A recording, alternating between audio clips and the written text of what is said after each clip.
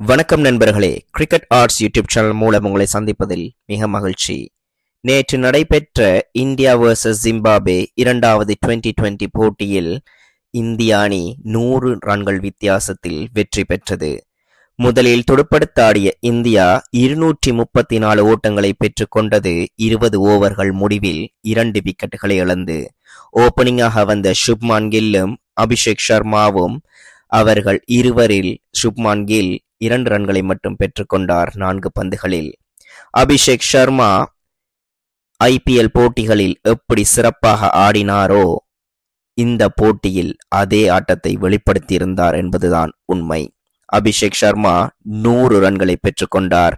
இந்திய அணிக்காக அறிமுகமாகிய அபிஷேக் சர்மா அவருடைய முதலாவது சதத்தை நேற்று பூர்த்தி செய்தார்.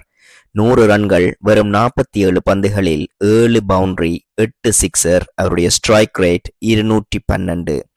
சிறப்பான ஆட்டத்தையும் பார்ட்னர்ஷிப்பையும் நேற்று அபிஷேக் சர்மாவும் ருத்ராஜ் கைக்வாடும் செய்திருந்தார்கள். ருத்ராஜ் கைக்வாட் 77 ஓட்டங்களை பெற்றுக்கொண்டார். 47 பந்துகளில் 11 பவுண்டரி, 1 சிக்ஸர். ருத்ராஜ் கைக்வாடின் ஸ்ட்ரைக் ரேட் 163. இதில் ரிங்கு சிங் கலக்கியிருந்தார் என்றுதான் சொல்ல வேண்டும். 22 பந்துகளில் 48 ஓட்டங்களை பெற்றுக்கொண்டார். 5 சிக்ஸர், 2 பவுண்டரி. ரிங்கு சிங்கின் ஸ்ட்ரைக் ரேட் 218. 234 ஓட்டங்களை 20 ஓவர்கள் முடிவில் இந்திய அணி பெற்றுக்கொண்டது. நேற்றையான் போட்டியில் சாய் சுதர்ஷனுக்கு அறிமுகமான போட்டி. நேற்றையான் போட்டியில் சாய் சுதர்ஷன் அறிமுகமாகியிருந்தார் இந்திய அணிக்கு.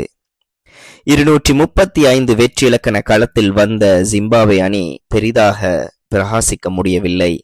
வெஸ்லி 43 ஓட்டங்கள், பிரைன் 26 ஓட்டங்கள், லூக் 33 ஓட்டங்கள். இவர்களை தவிர ஸ்ரீகந்தராசா ஜிம்பாப்வே அணியின் கேப்டன், அவரால் பிரகாசிக்க முடியவில்லை. பொறுத்திருந்து பார்ப்போம் இந்த போட்டியில் ஜிம்பாப்வே என்ன செய்ய போகிறார்கள் என்று. இந்திய அணி சமன் செய்துள்ளது 5-2 என்ற கணக்கில். இப்பொழுது போட்டி முடிவடைந்துள்ளது. 1-1 என்ற கணக்கில் ஜிம்பாப்வேயும் ஒரு போட்டியை வென்றுள்ளார்கள், இந்திய அணியும் ஒரு போட்டியை வென்றுள்ளார்கள்.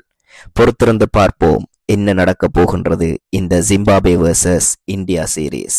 ஜிம்பாப்வே இந்த சீரீஸை வென்று புதிய சரித்திரத்தை படைப்பார்களா என்று பொறுத்திருந்து பார்ப்போம்.